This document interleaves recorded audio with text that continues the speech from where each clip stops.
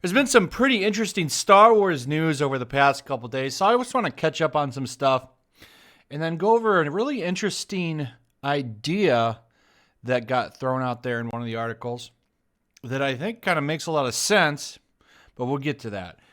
There's still a big attack on the fandom going on. As you can see, the Washington Post, everybody already went over this article, so I'm not going to make it the topic of the video, but I did want to touch on it.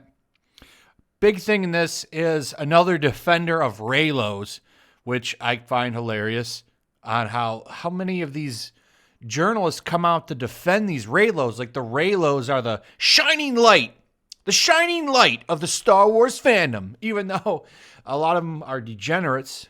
You know, it was better when these people were on Tumblr in their little fenced-in area over on Tumblr. And then Tumblr got taken out. And now, you know, all of these shippers and, you know, Tumblrites, they've all spilled out onto all other forms of social media. And now we really see the disgusting degeneracy in all of its glory everywhere. Because before, like I said, they were in their little box. They weren't bothering anybody.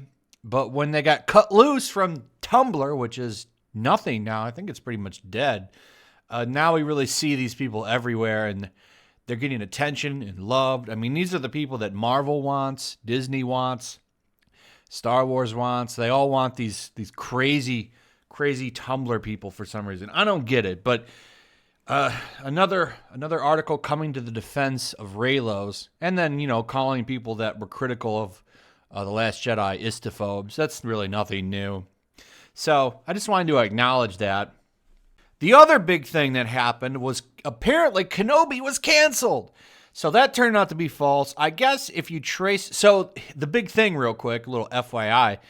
On Twitter, Kenobi was trending a few days ago. And I was like, what's going on here, you know? And I asked on Twitter, why is this trending? And people said, well, the show's canceled. And then I got more responses revealing the truth that I guess a parody account or a fake account or something somehow got it trending that the show was canned. And I don't believe it is. The show is fine. There's no way in hell they're going to let this go. McGregor is not going anywhere. You know, they parked a dump truck full of cash in front of this guy's house and just dumped it. And if he said, more please, they'd roll up about 4 or 5 more dump trucks full of cash and probably solid gold bricks and hand it to him, along with about 30,000 shares of Bitcoin. He's not going anywhere. This show has definitely happened. They need it for Disney Plus. They need it for the brand itself. This is the most hyped thing for Star Wars in a long time. This is about 4 times bigger than The Mandalorian. They need this show. So I don't think it's going anywhere. In fact, I can probably, I think, firmly say that this is 100% a hoax. A lot of people are coming out saying it's a hoax. I don't buy it. Now, here's something that's also incredibly hilarious that I think is kind of funny. Not really big enough for its own video, but worth talking about, at least making fun of, is the fact that Rise of Skywalker is already leaving a bunch of theaters. And that's, you know, kind of normal, right? You know, it's been out for a few weeks. But here's what I found really funny in this. So Jumanji, which came out a week before Rise of Skywalker, don't forget that, came out a week before it, is actually making more money than Rise of Skywalker now and still in more theaters. It just kind of shows you that Rise of Skywalker really not that special. Still made a lot of money. Made $1 billion. There's no taking away from that. But it's kind of a $1 billion flop. I can't wait to see how the next movie does. And I think there's a lot of ways it could do good. I mean, we'll see what happens. But regardless, the movie is not going to age well. And I really do think that that's interesting that Jumanji flip-flops over it and is still in more theaters. I really wonder how this movie would have done if it would have had more competition from more movies of like a Jumanji caliber.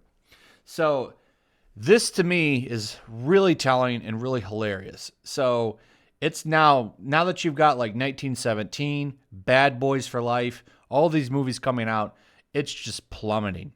Had that whole run to itself pretty much, other than Jumanji. And they still gave it some problems. But now that there's real competition out there, the legs are falling off. There's nobody going to see this movie repeat times other than Raylo's, just for that kiss.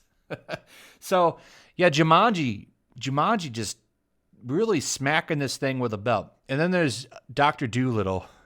That movie's the first flop of 2020, by the way. I almost did a video on that. But it more so would have been along the lines of why star power doesn't really matter. You know, they really pushed Robert Downey Jr. as the big selling point for that movie. And it didn't matter. No one came out to watch that. It doesn't really matter anymore. Now, it does matter for sequels, for franchises. So Bad Boys for Life, right?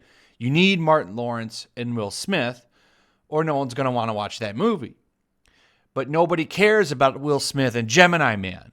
That doesn't draw you to the movies. Now, if Gemini Man was a hit, they would care about him being in Gemini Man 2. Just because Robert Downey Jr. is in Doolittle, that's not going to push the movie and make it a hit. Those days are over. They're over. No one gives a damn about celebrities anymore. And I think that really shows it, because they really marketed that movie as a Robert Downey Jr. vehicle, and it just didn't go anywhere. And it didn't matter. And personally, I think that's awesome, because I think celebrities are overrated. And they definitely don't deserve the worship that they get from some people, because most of them are trash. Here's what I really wanted to talk about. So we got this covered as reporting that Kevin Feige is considering leaving Marvel Studios to head up Star Wars. Now, I take everything from we got this covered as a grain of salt. So I'm not reporting this as fact. I'm reporting this more on speculation. Because Kevin Feige, I think, is actually a big Star Wars fan. I think he does like Star Wars. I don't know if he's a big Star Wars fan, but I think he does like Star Wars.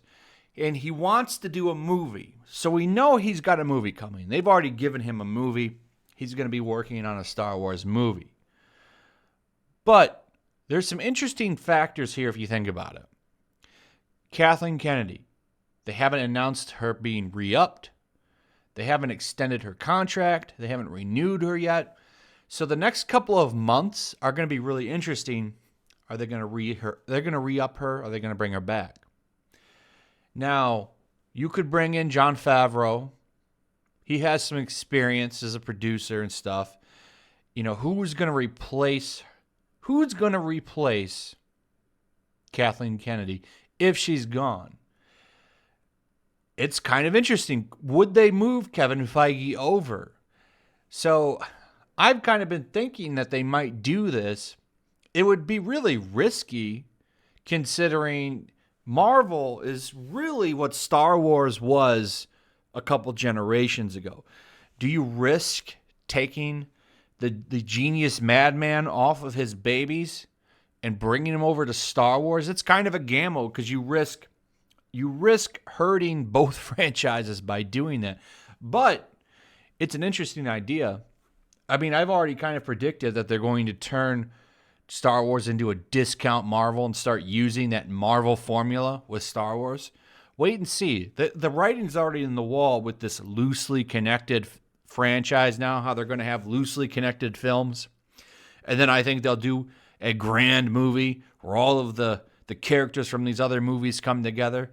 It makes sense and it works. Just start turning them into comic book movies, I guess. Whatever it takes. Disney don't care. So I really don't think that this idea of Feige coming over and running Star Wars at Lucasfilm is far-fetched. He's proven he can do the job. I bet you he'd do it a lot better than Kathleen Kennedy, who's just done nothing but colossally screw up this entire franchise. So it's an interesting idea. And we got this covered is reporting that he's considering it. So it's It's really rumors and speculation is what they're reporting. And I think that's fine. I mean, that's what I'm doing right now is speculating and thinking about it. I think they're just reporting it as a fact when I really don't know if it's a fact. Now, I do believe that he's probably been approached and offered it behind closed doors. Or would you consider taking it, Kevin? What do you think? What do you think? Would you maybe think about it? I think that that's a high possibility that they've kicked it around and talked to him about it.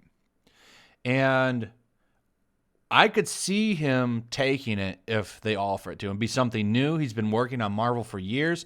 Eventually, you just want to try something new when you've been on something for so long. And to me, that would make sense. He'd get a new baby to tackle. But then, what do you do with the MCU? I think the MCU is already in trouble, especially with all your big heavy hitters gone now. So, I mean, that way he could get out, and then no one would really blame him for the destruction. They'd just blame the new people. So, it'd be a smart move on his end. We'll see what happens. But I don't think this is far-fetched that he's considering it. They've probably came and asked him, hey, Kevin, what do you think about taking over Lucasfilm off the record? Him and Bob Iger sitting around smoking some fat cigars, talking Star Wars. I think that likely has happened. So, we'll see what happens. I think this would be an interesting move if it's true. It'd be interesting to see. Anyway, that's pretty much it. Let me know your guys' thoughts on this. Do you think Kevin could turn the Star Wars ship around and save it? Do you think he would just turn it into a discount Marvel? What are your thoughts on it? I'd like to hear what you guys have to say. What are your thoughts on the future of Lucasfilm? What are your thoughts on the future of the MCU, too? I'd like to know those as well. Remember, videos benefit from likes and comments, so please consider giving the video some likes and some healthy comments. Let's get a healthy comment section going. Also, share the video. That helps a lot, too, by the way, a lot. Make sure you're still subscribed. Subscribe if you're new. Hit that notification bell, and I'll see you guys on the next one. Peace. Also, if you want to help support the channel, check out my Teespring store. There's a link in the description. You can find some merchandise in there that you might want to check out.